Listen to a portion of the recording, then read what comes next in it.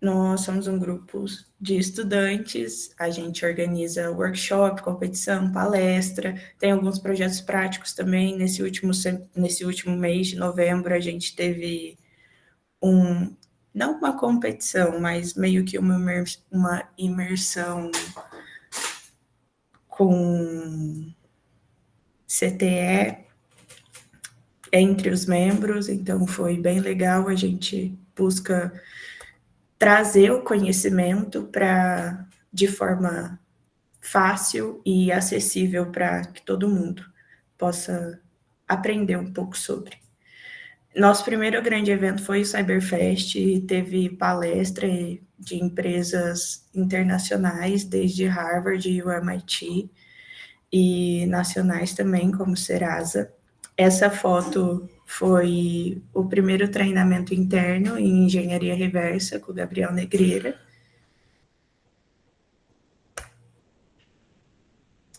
E os nossos objetivos, que é criar uma comunidade voltada à capacitação na área de cyber, que é algo meio utópico ainda, né? Nem todo mundo sabe o que de fato é. Então, trazer algo mais acessível para todo mundo. Tanto que esse último evento nosso, o OffSec, é aberto para todo mundo. Então, realmente capacitar as pessoas e prepará-las para o mercado de trabalho.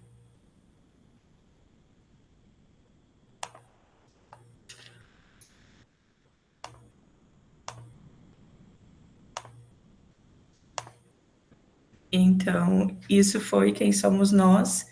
E agora, para continuar e encerrar o OffSec, pode começar, Rafael. Não, Daniel, perdão.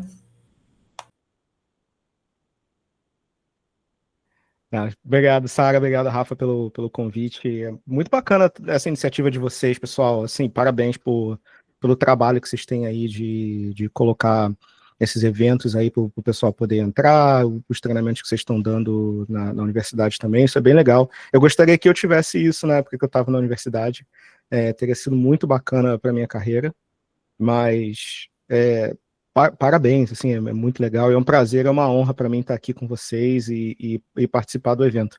Eu espero que eu consiga participar mais vezes no futuro, quem sabe até se eu estiver no Brasil, passar aí, dar um abraço em vocês e conhecer vocês pessoalmente e dar um treinamento para vocês aí também. Mas vamos ao que interessa. Essa palestra que vocês vão ver assistir hoje, pessoal, ela é a mesma palestra, quase a mesma palestra, fiz algumas mudanças aqui, é quase a mesma palestra que eu dei na DEFCON em agosto desse ano. Para quem não conhece, a DEFCON é a maior conferência sobre hacking que tem no mundo hoje.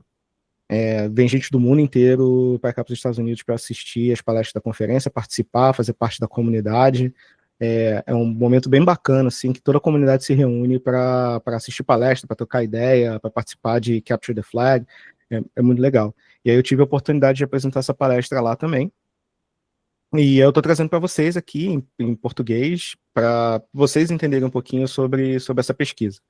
Essa pesquisa, ela começou no final de 2024, sob a premissa de que era mais fácil você fazer phishing usando o IA. Então, assim, tinha muita notícia, assim, no final de 2024, começo de 2025, sobre como o IA ia ajudar a fazer phishing, a desenvolver phishing, a entregar phishing muito mais fácil para as ameaças e para criminosos, né? O que eu quis fazer com essa pesquisa foi tentar provar essa premissa, né? Verificar a premissa, ver se realmente ficava mais fácil usar GenAI para fazer phishing, para criar e-mail e para automatizar o processo, e o quão mais fácil isso seria e financeiramente viável, né? Você fazer esse tipo de coisa. Se eu misturar um pouco de inglês e português aqui durante a palestra, desculpa, essa é a segunda vez que eu falo sobre esse assunto em português. Eu moro aqui nos Estados Unidos já tem um tempinho, e, como eu falei, é a segunda vez que eu falo esse tópico aqui em português, então pode ser que eu misture as coisas um pouquinho, tá? Então vamos lá. Rapidinho, um aviso de que as opiniões e as visões que eu expresso aqui nessa palestra, elas são minhas e não representam necessariamente a do meu empregador. Aqui os slides, eles são só para fins educacionais, para vocês entenderem como é que funciona esse processo e o resultado dessa pesquisa, e não é para ser um conselho profissional ou uma consultoria, ou para vocês saírem usando isso sem autorização de outras pessoas, né? Sem autorização dos alvos.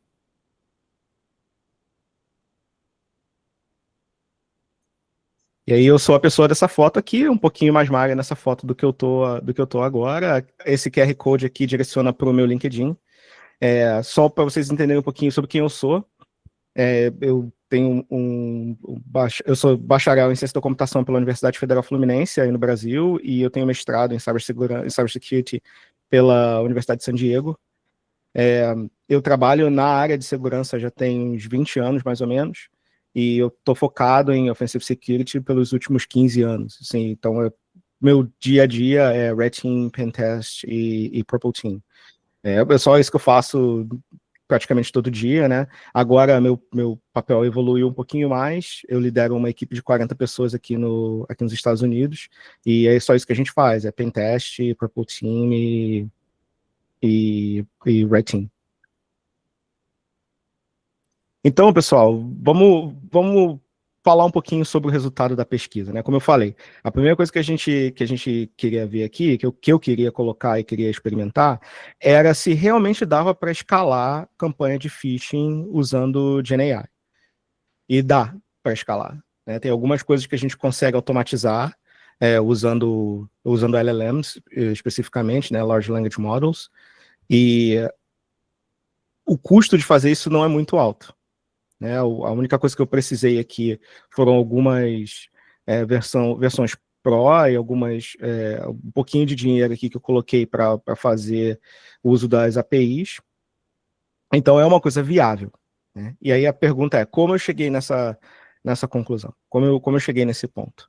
A primeira coisa que eu fiz foi pegar um workflow típico aqui de phishing. Começando por recon até o lançamento da campanha, e eu quebrei esse workflow em partes menores. Então, assim, para quem está começando agora a trabalhar com IA e a automatizar coisas usando o IA, automatizar tarefas usando IA, é super importante vocês aprenderem como quebrar as tarefas que vocês estão fazendo em partes menores. Né? Então, aqui chama de decomposição de tarefa. Então, assim, o que você precisa fazer para lançar uma campanha de phishing? Você começa com o recon, você começa a entender como é que funciona a infraestrutura do teu alvo, como ele se comunica, como é que é a cara do site institucional, se você estiver atacando uma empresa, como é que eles escrevem os textos, quais são os possíveis alvos que você vai mandar phishing. Então, tudo isso é essa parte de reconnaissance, né, essa parte de recon. Aí você vai para a elaboração do pretexto. O que é a elaboração do pretexto? O que você vai usar como desculpa para as pessoas poderem cair no seu phishing, para clicar no seu link, para fazer download do arquivo que você quer que eles façam download. Esse é o pretexto. Então, por exemplo, seria uma Black Friday. Né? Você pode mandar um e-mail de Black Friday e tentar convencer as pessoas a colocarem os dados dela nesse e-mail de Black Friday. O próximo passo é você fazer o deploy da infraestrutura. Então, uma vez que você sabe qual é o pretexto que você vai usar, né, qual é o cenário que você vai usar para a tua campanha, você vai colocar o seu site para funcionar, você vai colocar a sua infraestrutura de e-mail para você poder mandar os e-mails, né, o seu banco de dados para você poder capturar a senha do usuário, se for isso que você quer fazer, a sua infraestrutura de comando e controle, se você quer que o usuário faça download ali do arquivo e execute, né, o seu malware. E aí você vai criar o e-mail propriamente dito, você vai escrever o e-mail, que leva um bom tempo se você for fazer isso manualmente, porque você quer colocar alguns detalhes ali que vai fazer com que o usuário clique naquele e-mail, né? Você vai colocar um call to action para aquele usuário, tem que ser um call to action bacana, de acordo com o pretexto, que vai fazer com que o usuário clique no teu link. Né? E aí você vai mandar o teu e-mail, você vai começar a tua campanha e esperar que as pessoas cliquem. E aí o que isso significa, pessoal? Quando você olha para isso aqui, tem várias oportunidades de automação. Você tem coleta e correlação de dados, que é excelente, é uma das coisas que essas IAs fazem muito bem, que é correlacionar dado e fazer análise de padrão, é a idealização de cenário. Então, assim, no começo do mês agora, teve um relatório da Anthropic, que é quem faz o Claude AI, que um dos threat actors, né, uma campanha de espionagem que eles identificaram, pega esse relatório, eles identificaram nesse relatório que eles conseguem usar o Claude AI para quebrar as tarefas, ser criativo até um determinado ponto ali e executar essa tarefa para eles, né? Então essa seria a ideia aqui. Você consegue dar uma sugestão para o agente, né? E o agente vai elaborar os cenários para você. Aí tem automação e orquestração. Então, ao invés de você ir manualmente lá subindo o seu comando e controle, subindo o seu site, você vai pedir para um script fazer isso para você. E aí você pode usar IA para gerar os teus scripts, você pode usar IA para gerar alguns dos arquivos para fazer o deployment as a service, né, infrastructure as a code, né, esse tipo de coisa. E a geração do texto, do e-mail também.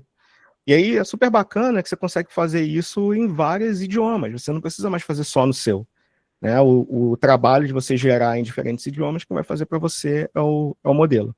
Então tem várias oportunidades aqui de automação, e a gente vai atacar algumas dessas aqui durante a palestra, algumas eu coloquei um demo no final, e a gente vai ver esse workflow aqui que você está vendo na tela, funcionando de ponta a ponta, exceto aqui a automação e orquestração, só para a gente economizar um pouquinho de tempo, senão o demo ia ficar gigantesco.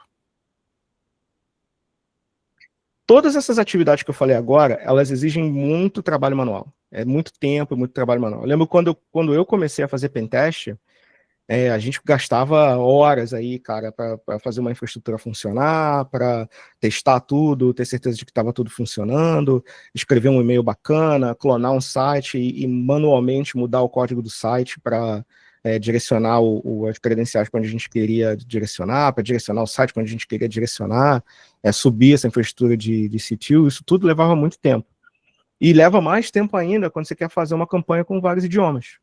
Então, assim, se você está trabalhando para uma empresa de pentest aí no Brasil, e você precisa fazer phishing, e aí, cara, o teu cliente está na Nova Zelândia, está na Espanha, está em qualquer outro país, na Polônia, você teria que pesquisar como é que você vai escrever esses e-mails em diferentes idiomas, talvez você precise coordenar com pessoas de diferentes países para escrever esse e-mail para você, e isso levava tempo, né? Levava mais tempo ainda para você fazer um trabalho bacana que fosse convincente o suficiente para as pessoas clicarem no teu e-mail.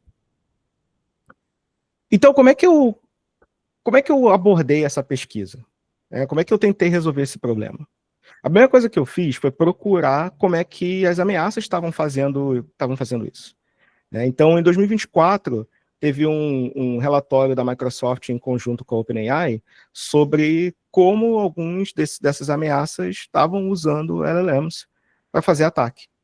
Então, eu separei 3 aqui que eram mais relevantes assim, para o trabalho. O Emerald Sleet, Crimson Sandstorm e o Charcoal Typhoon. Esses grupos, eles estavam ativamente usando o ChatGPT e a API da OpenAI para fazer ataques usando LLMs. Então, assim, um dos grupos, né, o Emerald Sleet, ele estava usando para gerar conteúdo regionalizado. Então, o site que eles estavam gerando era no idioma local, de onde eles estavam tentando atacar, os e-mails também. Esse Crimson Sandstorm, ele também estava fazendo a mesma coisa, ele gerava e-mails usando LLMs, e ele usava LLMs para fazer scrapping, para tentar clonar o site. Então, assim, ao invés do cara escrever o código na mão, ou ter que escrever um script para aquilo, eles teoricamente estavam usando a LLM para fazer isso. E o Charcoal Typhoon, por último, ele fazia tradução e comunicação simultaneamente. Então, assim, eles entravam em contato com o usuário via Microsoft Teams e eles faziam a tradução enquanto eles estavam interagindo com o usuário, que é bem interessante, né? Porque quebrou a barreira linguística para esse tipo de ataque. E aí eu peguei isso e eu tentei reproduzir esses mesmos ataques, esse mesmo processo e ver o quanto ia custar e quão trabalhoso isso seria. Mais recentemente, em agosto, teve um grupo que usou GenAI aí no Brasil para clonar site do governo e fazer ataque de phishing também. E aí foi super interessante ler sobre isso, porque essa matéria saiu no dia 5 de agosto, e a minha palestra na DEFCON foi no dia 8. Foi basicamente na mesma semana. Foi bem curioso para mim, porque a minha palestra tinha sido aceita em junho, né? E eles fazem basicamente a mesma coisa que eu fiz aqui, que eu vou mostrar para vocês. Então, assim, é bem interessante ver que, de fato, a gente tem ameaça usando isso e que é efetivo, né? Que está sendo usado mesmo por pessoas com mais intenções. Então, é interessante a gente entender como é que isso funciona para a gente poder reproduzir num pentest ou num red team. Em todos os cenários que a gente vai ver, em todas as LLMs que a gente vai usar, e a gente vai conversar um pouco, tem 3 coisas que são importantes a gente ter em mente aqui, que são desafios e coisas que a gente precisa se perguntar. Né? E isso não é só para esse tipo de atividade, não. Para qualquer tipo de pentest que vocês forem fazer usando IA, para qualquer tipo de ataque que vocês forem fazer usando IA, tem 3 coisas que vocês precisam pensar aqui que são desafios. Primeiro é OPSEC monitoramento. Então, mais cedo aqui na semana, a gente teve no festival, né? A gente teve uma palestra sobre OPSEC para Red Team. Né? Então, assim, tudo que a gente está fazendo nessas LLMs, no ChatGPT, no Claude, no Perplexity, na Meta, tudo que a gente está fazendo no Grok, tudo está sendo monitorado. A OpenAI deixou isso bem claro, ela fez um post falando que ela está monitorando tudo que está acontecendo nesses modelos e passando para a polícia, para o FBI, para que eles continuem a investigação. Né? O fato de que eles estão monitorando é que eles estão divulgando os dados para a gente aqui que trabalha na área, né, que faz pesquisa sobre como essas ameaças estão se comportando. Eu acabei de falar aqui de uma pesquisa, de um relatório da Anthropic, eu usei os relatórios da Microsoft com a OpenAI para fazer uma parte desse trabalho também, e eu continuo acompanhando esses relatórios para saber como as pessoas estão agindo para a gente poder replicar num cenário real. O segundo aqui é guardrails e jailbreaking. O guardrails aqui são as proteções que todas essas LLMs têm para evitar que você use elas de forma maliciosa. E eu vou mostrar uma para vocês daqui a pouco. Então, as próprias LLMs, as próprias plataformas, elas já estão tentando se proteger para evitar que você faça coisas maliciosas. Né? O prompt de sistema dela já vem com algumas coisas que tenta evitar que você faça esse tipo de coisa. E aí talvez você precise ter um esforço aqui de fazer um bypass desses guardrails e fazer um jailbreaking. Né? Então tem um cara no Twitter e em algumas comunidades aí chamado Pliny the Prompter ou Pliny the Liberator, que ele é um cara que ele fala muito sobre jailbreak. Então ele sempre publica algum jailbreak para essas LLMs. E é interessante você ler, porque você entende um pouco mais sobre como é que é o mecanismo das LLMs para se proteger desse tipo de ataque, para se proteger de pessoas usando o modelo de forma maliciosa. Outra coisa que você tem que ter em mente é modelo falso e dado de baixa qualidade. Então, assim, o que você faria aqui para evitar o monitoramento e para evitar passar por esses guardrails? Você tipicamente vai baixar modelos que você consegue rodar offline, assim, no teu próprio sistema. O problema é que nem todos os modelos que estão disponíveis em plataformas tipo Hugging Face, eles são bons modelos. Alguns deles estão fazendo alguma atividade maliciosa no fundo, eles estão treinados com dados de baixa qualidade, então você vai perder um tempo ali tentando entender qual é o problema que tem no modelo, e tudo isso custa tempo, né? Especialmente quando você está fazendo o deploy de uma campanha dessa forma. Então é muito importante vocês pensarem sobre isso aqui quando vocês estão tentando desenvolver algo parecido com essa pesquisa. O meu próximo passo aqui foi fazer uma comparação entre os diferentes modelos e como eles se comportavam perante os prompts que eu estava fornecendo. E agora a gente começa numa parte mais prática aqui da minha pesquisa, que eu vou compartilhar com vocês os resultados. Né? Então eu peguei aqui os principais modelos que eu tinha disponível, eu peguei o ChatGPT, o OpenAI, né? Especificamente eu peguei o GPT, comecei com o GPT-4 e fui até ontem eu atualizei alguns dos vídeos dos demos aqui usando o GPT 5.1, que saiu há poucos dias.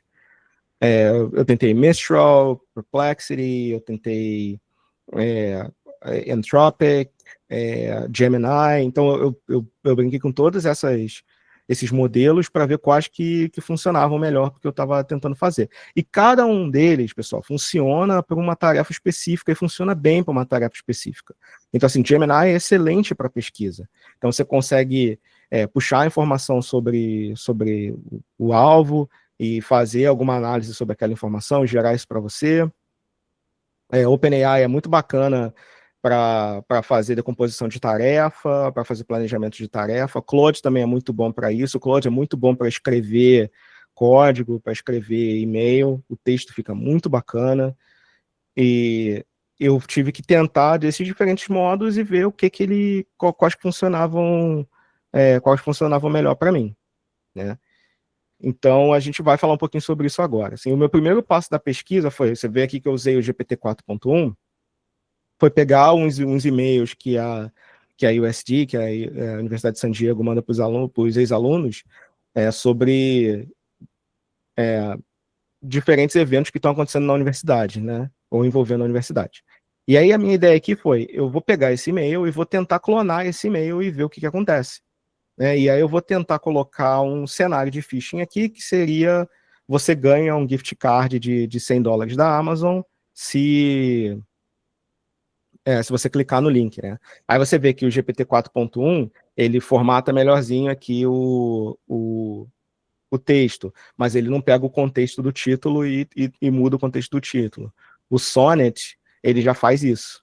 Ele já pegou ali, mudou o título, mudou tudo bonitinho, mas a formatação não foi muito boa. Então, assim, os modelos que produzem resultados diferentes, e cada vez que você rodar esse modelo, ele é não determinístico, então ele vai te dar resultados diferentes também. E aí o meu próximo passo aqui foi tentar replicar uma página. Lembra que a gente viu que uma das ameaças lá, ela replicava a página, ela usava o ChatGPT, usava o OpenAI para tentar clonar uma página. Então eu tentei fazer a mesma coisa. Então, assim, a primeira coisa que eu fiz aqui foi, eu peguei esse link e eu passei pro modelo. Eu fui no Claude, usei o Sonnet 4 e falei, olha, cria uma réplica dessa página aqui.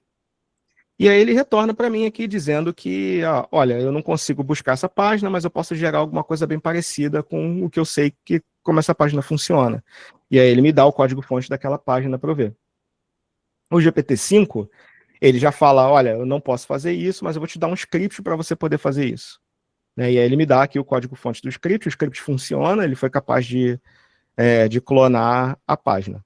E aí, olha que interessante, isso aqui é o Sonnet 4, isso aqui eu fiz em agosto, esses screenshots aqui eu tirei em agosto, e aí eu tentei a mesma coisa nas versões mais novas desses modelos, né, no Sonnet 4.5 e no GPT 5.1. Olha a diferença do resultado.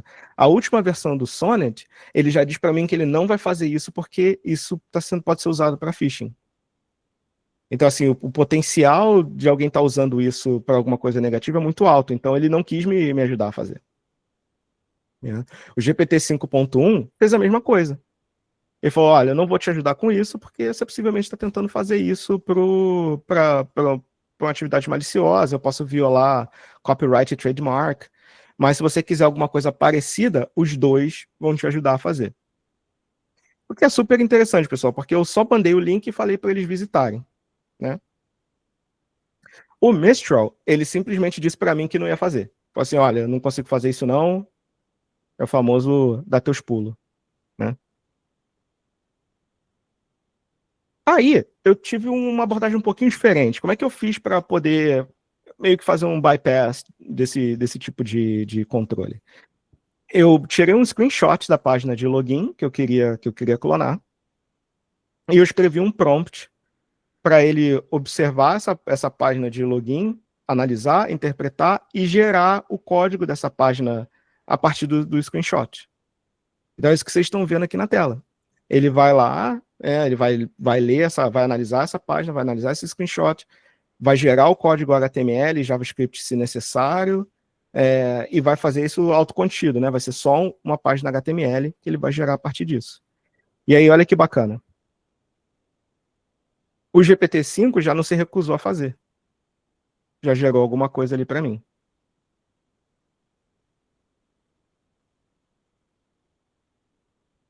E aí eu peguei e fiz a mesma coisa com o Sonnet. Eu mandei o screenshot, fiz o prompt. É um prompt um pouquinho mais complexo. E aí, olha que interessante, eu usei a própria ferramenta, a própria plataforma, para gerar os prompts para mim e para corrigir os meus prompts.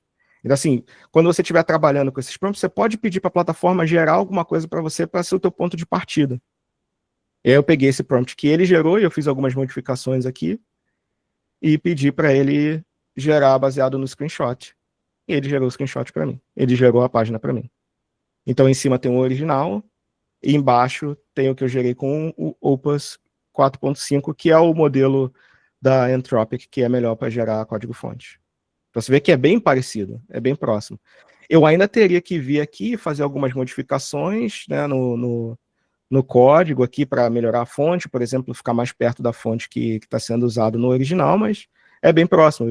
Economizou bastante tempo aqui meu para fazer isso. Ao invés de eu ter que clonar isso, modificar um monte de coisa manualmente, eu economizei um tempinho com aquilo ali, né? Então, já esse tipo, isso é um exemplo de guardrail que os modelos têm e que a gente tem um jeito de fazer um bypass. Pesquisa também modelo local. Assim, eu falei um pouquinho sobre modelo local. Então tem um que é bem bacana aqui que se chama Deep Hat, que ele é focado em red teaming e focado em pentest. Então vocês podem dar uma olhada nele. Tem alguns modelos diferentes ali no Hugging Face que você usa especificamente para gerar e-mails para phishing, e aí a maior parte deles, eles estão ali para você gerar dado sintético para você treinar outras LLMs, né? E aí, olha que interessante, eu também achei uns modelos ali que eles servem para detectar phishing. Então, o que você pode fazer? Você pode montar um workflow, usando uma ferramenta que eu vou falar um pouquinho já já, no qual você está gerando o teu e-mail, você joga teu e-mail num desses modelos que detecta phishing e vê se ele vai ser detectado ou não, tudo offline. E aí, se ele for detectado, você pode chegar para o teu modelo e falar assim, olha, ele está sendo parado aqui por um anti-phishing, eu preciso que você corrija essas coisas aqui e jogue uma nova mensagem para mim. E aí você cria esse fluxo até você chegar numa mensagem que não vai parar, não vai ser parada pelo teu anti-phishing. Então é bem bacana, se você começa a criar esses workflows usando os modelos.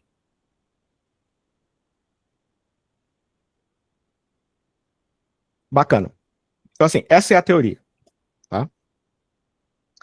Agora vamos para a prática. Vamos tentar pegar tudo isso que eu falei aqui e transformar num ataque real de phishing. Vamos quebrar esse workflow e transformar num ataque real de phishing. Então, a gente vai pegar esses modelos, essas LLMs, e vai usar essas plataformas e vai usar elas para gerar um e-mail de phishing e mandar esse e-mail de phishing. Então, a primeira coisa que a gente vai fazer aqui, a gente vai estudar um pouquinho sobre recon. Né? Então, quais são as fases de recon aqui que a gente pode fazer? A gente vai ter a coleta de dados, análise e classificação e tomada de decisão.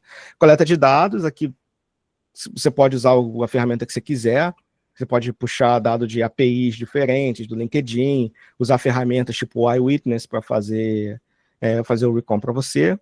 Análise e classificação, quem vai fazer é a LLM, então você vai tirar da LLM essa coleta de dados, você vai fazer isso externamente, né? Pelo menos essa é a minha proposta aqui. Você também pode criar um agente que vai usar essas APIs e essas ferramentas para fazer esse tipo de puxada para você, né? Então o agente vai usar isso como ferramenta, e aí o modelo vai fazer essa análise e classificação, e aí uma pessoa vai tomar a decisão de como vai usar aquele dado. Então, um exemplo que a gente vai estudar aqui é o recon de uma página e como a gente pode usar essa página para phishing. Então eu vou pegar um screenshot que poderia ter sido gerado por alguma coisa como o Eyewitness, eu vou dar para o chat GPT, o GPT vai fazer uma análise daquela imagem, vai classificar aquela imagem para ver se ela é boa para phishing ou não, e aí eu vou tomar a decisão de como eu vou usar aquilo. Então vamos lá. Essa imagem aqui eu tirei do Shodan, ela está disponível publicamente lá no Shodan, e ela é um screenshot de um login do Windows, né? Como vocês estão vendo aqui na tela. E está público, tá voltado para a internet. Então eu criei um prompt aqui que ele vai fazer uma análise dessa página e ele vai me dizer o seguinte: isso aqui é bom para eu fazer phishing? Se não é bom para fazer phishing, faz uma análise para mim de como eu posso usar isso se eu fosse um threat actor, né? Um atacante aqui, uma ameaça. E aí, olha só. Então ele vai rodar o prompt, né? Aí você vê que ele vai começar a analisar a imagem. E aí ele já diz de cara para mim que, olha, isso aqui é um login screen do Windows 10, não é uma página. E olha que interessante, ele me diz quais são os usuários que já logaram ali, que estão logados naquela página. Ele fala para mim que está em inglês, então que o ataque que eu tenho que fazer tem que ser em inglês. Ele diz para mim quais são os usuários visíveis, né? Ele traduz para mim, o, o conteúdo da página, então você consegue ver aqui que essa palavra aqui é turco para contabilidade, então isso aqui deve ser alguma coisa relacionada a um sistema de finanças. E ele sugere algumas senhas aqui que eu posso usar para password guessing, né, para fazer ataque de força bruta, né, e tentar imaginar a senha. Ele também fala assim, olha, isso também pode te ajudar com uma lista de usernames. Você pode fazer mais reconnaissance aqui para entender um pouco melhor como é que isso funciona, mas não é uma boa página para usar para phishing. Ele vai explicar isso para mim aqui, ó. É ruim para phishing, é bom para password-based attacks, né, para você tentar fazer uma senha. Sim, ele fala, tenta capturar os hashes e quebrar offline. E você talvez consiga usar isso para fazer movimento lateral, fazer lateral movement. Então é bem legal. Ele fez essa análise toda para mim. Isso a gente pode exportar, a gente pode usar isso como parte da API. E o único problema aqui, não um problema, mas a única coisa que você tem que levar em consideração é que cada vez que você analisa uma imagem, você tem que fazer uma chamada para a API, e aí tem um custo. Né? E aí você pode fazer a saída disso aqui da forma que você quiser. Pode ser JSON, pode ser Markdown, pode ser CSV, pode ser o que você quiser. HTML. E aí facilita a análise. E aí, outra coisa que eu quis fazer aqui para automatizar foi o seguinte: assim, como é que eu posso economizar tempo para fazer um e-mail de phishing?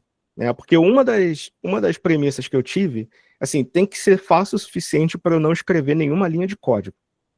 Né? Eu sei programar, mas eu falei, não, eu vou colocar essa amarra aí na minha mão, vou colocar essa algema aqui.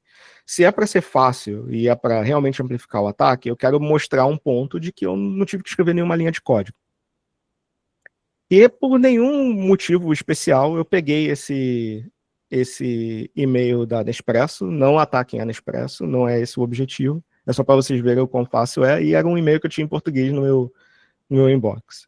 Então eu peguei esse e-mail da Nespresso, que eles mandaram de uma oferta da Black Friday, e eu tentei gerar um e-mail parecido a partir disso aqui, mas trocando os links para um site supostamente malicioso, né? Mas esse site não existe. Então vamos lá. Então eu criei um prompt aqui que faz exatamente isso, vai pegar esse EML, o e-mail que eu exportei da minha caixa, fiz o upload ali para o ChatGPT e falei para o ChatGPT gerar o HTML desse e-mail e só substituir o link, o domínio dos links para leaks.demo. É um site que não existe, né?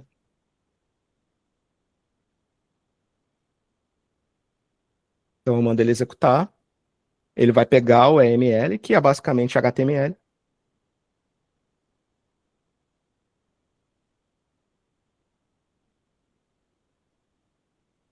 e vai começar a geração do HTML para mim.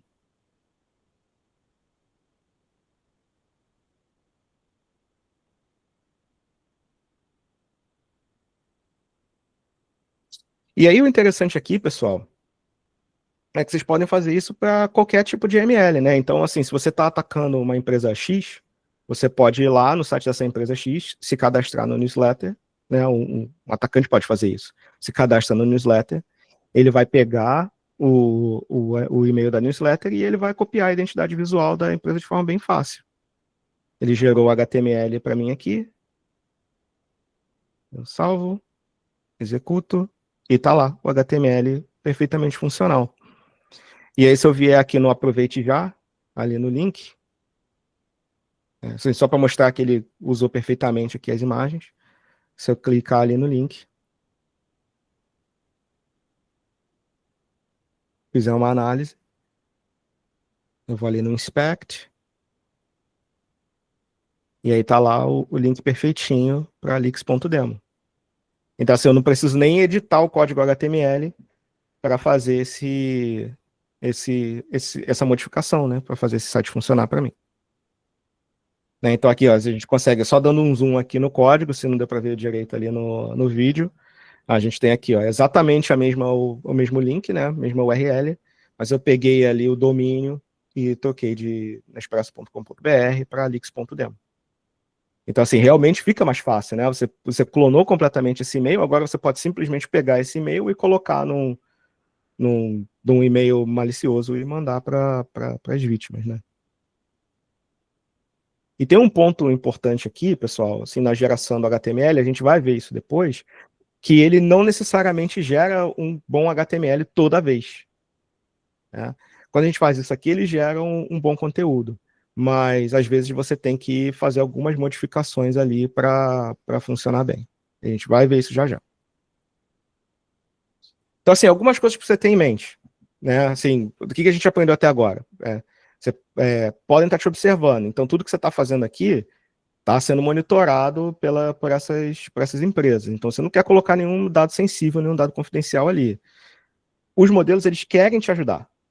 Eles são programados para te ajudar. Querem, entre aspas, né? Porque eles não têm sentimento, mas eles estão programados para te ajudar. Então, às vezes, é questão de você pedir para eles fazerem as coisas certas. Então, assim, é o jeito como você pede.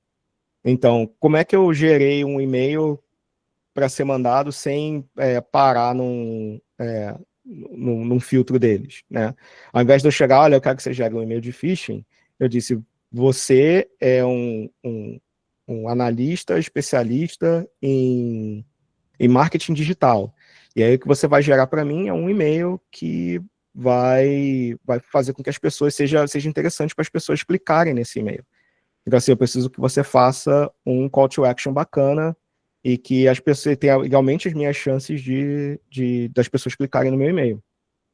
Eu também preciso que você se preocupe que esse e-mail não caia em phishing, em anti-phishing. Então, assim, o modelo, ele entende isso como uma forma de você, perfeitamente legítima do que você está fazendo, porque esse é o tipo de coisa que muita gente está fazendo, né? Todo influencer agora que você entrar no YouTube hoje, você vai ver que ele está falando para você fazer exatamente isso. Né? Que ele está falando para você pegar o conteúdo aí do teu e-mail e passar para o LLM, para ele analisar e melhorar, para o seu call to action ser melhor, esse tipo de coisa. Né? Outro exemplo disso foi o que a gente fez ali na clonagem da página. Né? Quando a gente clonou a página ali, como é que a gente fez? A gente tentou pedir para ele fazer direto, não funcionou, a gente tirou um screenshot, mandou um screenshot e ele conseguiu gerar aquela página para a gente. Tá?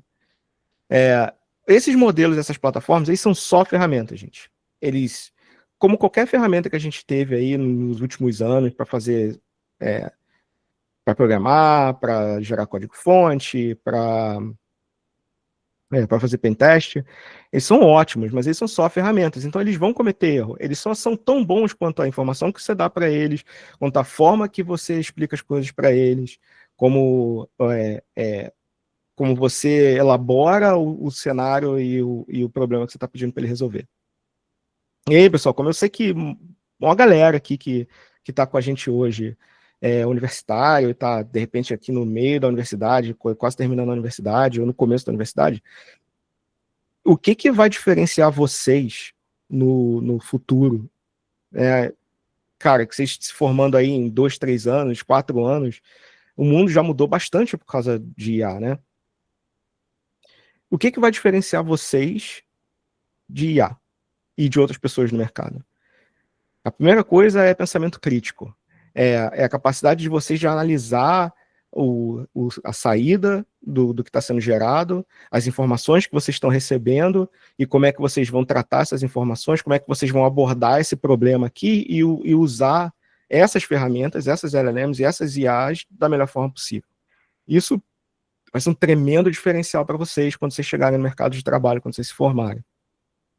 E até não necessariamente pelo mercado de trabalho, mas se alguns de vocês estão querendo empreender, vai ser a mesma coisa. É como é que vocês vão observar esses problemas e tratar, pensar sobre esses problemas, refletir sobre eles e abordar eles. O segundo é a tua capacidade de pensar em sistemas. Tudo que a gente está fazendo aqui, eu estou pegando um processo e estou pensando em como ele funciona de uma forma sistemática. Uma forma sistêmica, assim, quais são as entradas, quais são as saídas, o que tipo de processamento que eu estou fazendo ali no meio, que tipo de ações eu tô fazendo ali no meio, quais são os processos que eu tenho ali no meio, e o que eu posso automatizar dentro desse processo, e o que eu posso melhorar dentro desse processo. Isso vai ser essencial para vocês. E a terceira coisa é, pensa o que vocês fazem de diferente de uma IA. Isso também vai ser crítico para o futuro de vocês. Beleza? Então agora a gente vai aqui para o nosso último demo, de montando um workflow quase completo. Então eu vou pegar aquele workflow lá do começo e vou transformar isso em realidade usando uma ferramenta chamada N8N. O N8N é uma ferramenta de workflow, eu coloco as diferentes atividades ali e mando executar. De novo, eu não precisei escrever nenhuma linha de código para fazer isso. O workflow está quase completo porque eu não queria entregar também a chave do baú do tesouro para todo mundo. Então, assim, vocês vão ter que fazer um pouquinho de pesquisa também para entender como é que isso funciona um pouco melhor. Mas o demo vai dar uma boa ideia para vocês da capacidade. Então, aqui, esse foi o demo que eu apresentei numa outra palestra aqui no Texas, aqui em Houston, em outubro.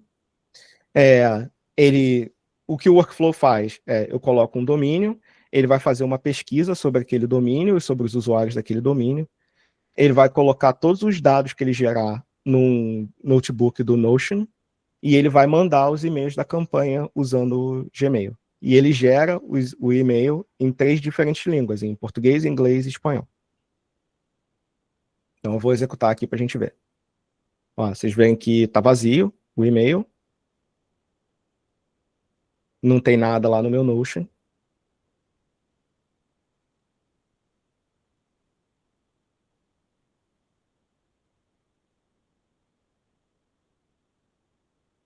E eu vou executar agora o workflow. Aí eu vou colocar o domínio aqui, que eu vou atacar, né, que é o meu alvo. E aí ele começa a executar. Então ele, ali na parte de cima, ele já procurou e-mails que são relacionados a esse domínio, e pessoas que são relacionadas a esse domínio e guardou no Notion. Ele gerou um cenário para mim. Ele gerou 3 cenários. E agora ele vai fazer a criação do e-mail. Então você vê que ele está gerando super rápido, porque eu tive que acelerar aqui, porque demora um tempo para isso acontecer, pessoal. Levou uns 5 minutos aí para ele fazer a criação dos e-mails. Então a parte de cima ali, aqui ele está criando conteúdo e em cima ele está criando o HTML do e-mail. Então aqui eu deixei um tempinho só para vocês verem quanto tempo leva ali a geração do conteúdo. E eu vou salvar todos os cenários no Notion.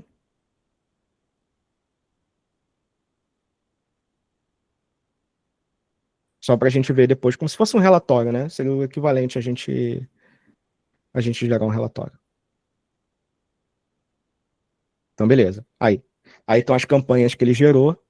Então, ele gerou 3 campanhas, cada uma dessas campanhas em idiomas diferentes. Ali estão os usuários que ele coletou. Né? Então, aí tem a nossa campanha em inglês. Então, tem o pretexto, o domínio que ele sugeriu, o conteúdo do e-mail e de onde ele tirou isso. Ali está em inglês, aqui está em espanhol. Então você vê que ele foi capaz de fazer esse planejamento, né?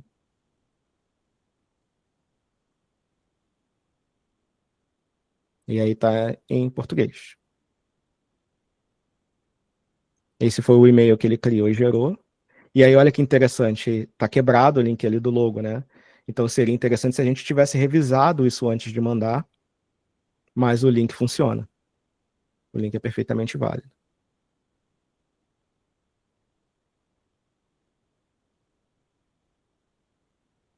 Então, assim, ter uma pessoa ali no meio, cara, é super importante para você verificar a qualidade do que você está gerando e até tomar uma decisão de quem são os usuários que vão ser de fato atacados ou não, se aquele cenário é bom o suficiente para o que você está tentando fazer. Então você faz essa decisão e você até treina o teu algoritmo para te ajudar com aquilo, né? O teu modelo para te ajudar com aquilo da próxima vez. Então é super importante ter um humano no meio do processo para ajudar com isso. Então, pessoal, a gente está chegando aqui no final. Quais são os pontos principais aqui? O que eu quero que vocês tirem dessa palestra e levem para casa hoje? Assim, GenAI pode te ajudar na automação de boa parte do teu workflow de phishing, dá para economizar bastante tempo. Interação humana ainda é necessária para a qualidade de tomada de decisão, então a gente viu aqui que tinha um bug no e-mail que a gente gerou, então é super importante que você veja se realmente essa é a qualidade do que você quer gerar. E não esquece de OPSEC, porque tudo isso aqui está sendo monitorado, então você tem que tomar cuidado com esse tipo de coisa. E não vazar informação sensível do teu alvo, né? Se você é um profissional de Red Team, de Pentest, você não quer que as informações do teu cliente vão parar num modelo como esse e acabe vazando. É isso, pessoal. Obrigado pela atenção. Espero que vocês tenham gostado da palestra. Coloca aí as perguntas no chat que eu vou responder para vocês. Eu vou responder algumas perguntas, eu tenho mais alguns minutinhos aqui para a gente bater um papo. Então fica à vontade para colocar as perguntas aí no chat que a gente vai respondendo. Tá bom? A primeira pergunta que tem aqui é a do Breno, cara. Você acha que futuramente LLMs locais serão parte essencial de um workflow de operações de Red Team? Cara, eu não diria nem futuramente, eu acho que já é. Já é. A gente está experimentando bastante aqui com a minha equipe. Eu até dei uma palestra sobre isso nesse evento aqui de Houston, sobre usar AI para Offensive Security. E aí você colocou o relatório da Anthropic aí, cara. É muito legal. Se você for lá no meu speaker deck, você vai ver a palestra que eu também dei em outubro, no evento do ISC 2, sobre isso. E aí você vê que é muito bacana, porque o modelo que eles colocaram lá, o fluxo que eles colocaram do workflow, lá do diagrama, do que os caras de espionagem estavam fazendo com o IA, é a mesma coisa que eu coloquei no meu modelo. E foi super engraçado, porque eu usei o Claude para fazer isso, cara. Então, eu fiquei assim, cara, será que eles acharam que eu era campanha de espionagem? Mas não era, porque o approach foi um pouquinho diferente do que eu tinha proposto. Mas tá lá, e aí, Breno, se você quiser trocar uma ideia sobre isso, me fala, cara, que eu compartilho contigo aí mais um pouquinho de informação. Mas cara, vai ser importante, não para tudo, porque tem coisa que não é estável o suficiente para fazer. Então, uma coisa que a gente percebeu aqui enquanto a gente estava experimentando com isso, é que como os modelos são não determinísticos, eles não necessariamente eles geram um código de qualidade para fazer o que a gente precisa fazer. E aí foi o mesmo problema que esse agente da Anthropic teve quando estava tentando executar a campanha dele. Mais perguntas, pessoal? Não se acanhem. Pode perguntar o que vocês quiserem.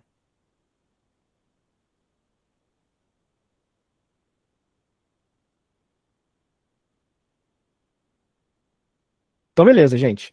Obrigado de novo pela atenção. Obrigado ao pessoal do Lix aí pelo convite. Fiquei muito feliz de poder contribuir com vocês, cara.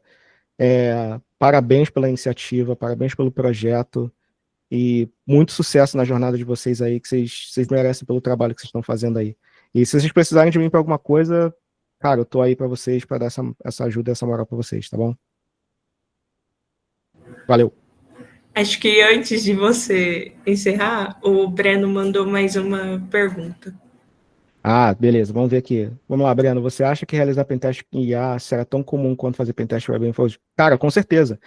Ó, o jeito que eu vejo ter pentest de IA é um pouquinho diferente do que muita gente está vendo, cara. E tá alinhado com um cara chamado Jason Haddix. Eu vou postar o nome aqui no chat para vocês darem uma pesquisada no Jason, que ele faz umas coisas bem legais.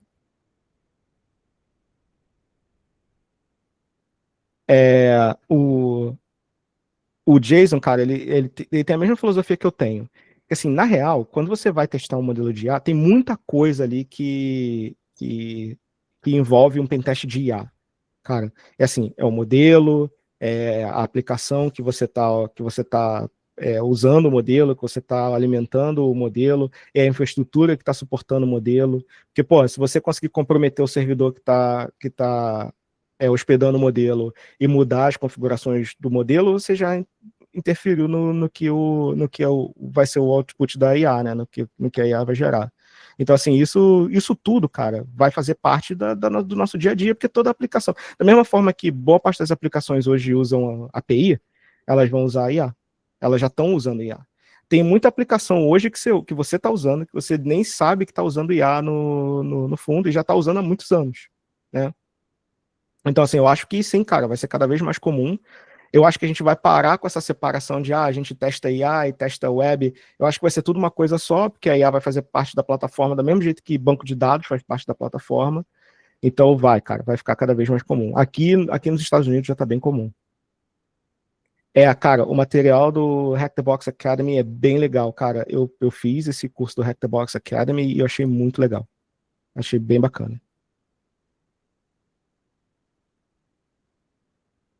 Mais alguma pergunta, pessoal?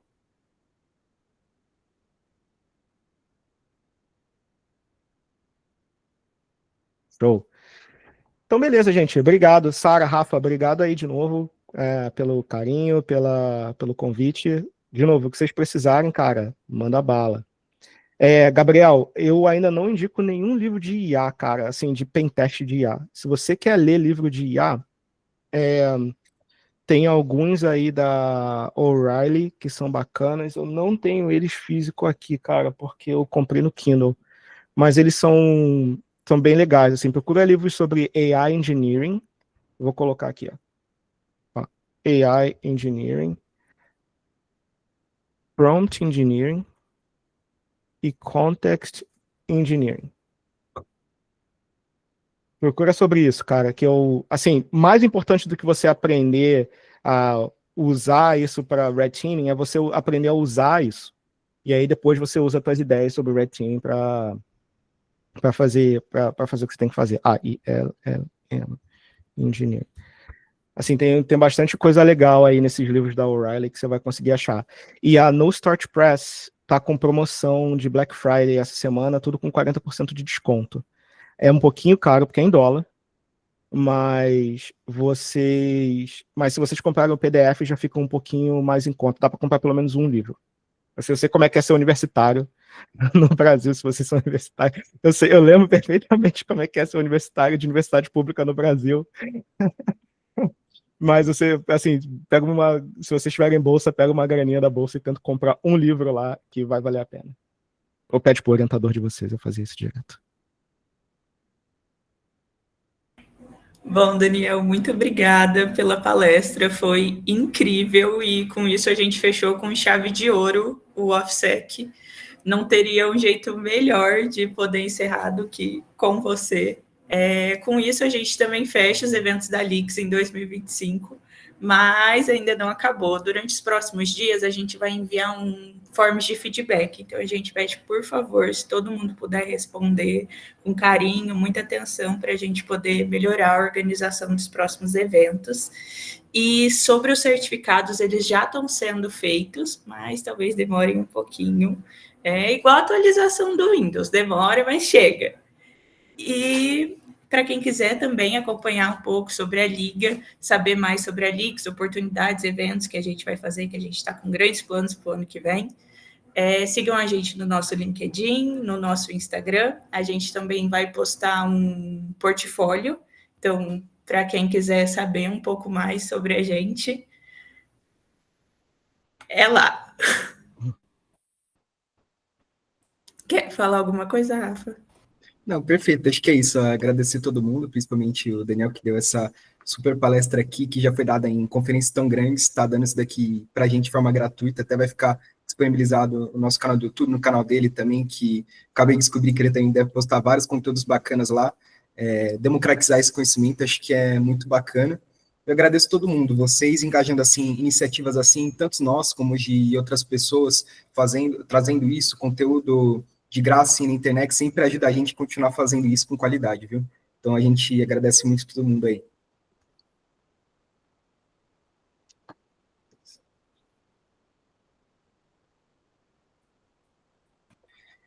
Então acho que a gente fica por aqui, pessoal. Obrigado, viu? Obrigado, pessoal. Tchau. Tchau, tchau. Aí qualquer coisa eu te mando também a gravação, viu, Daniel? Aí você me manda o seu canal do YouTube lá que a gente tenta postar. Tá bem.